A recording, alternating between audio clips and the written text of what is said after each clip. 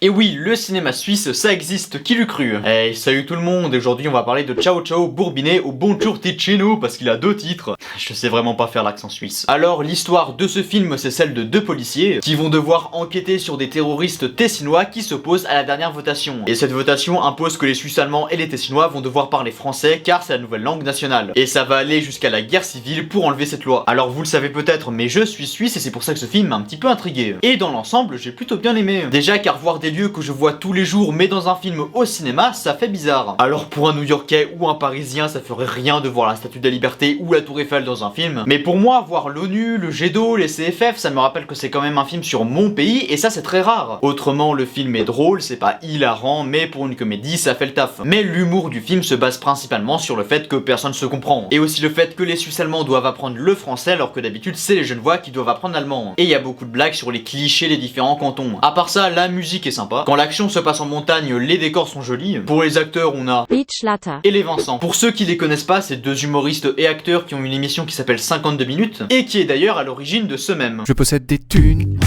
je suis à l'aise financièrement, je ne me plains pas, non. Les affaires marchent en ce moment. Ouais.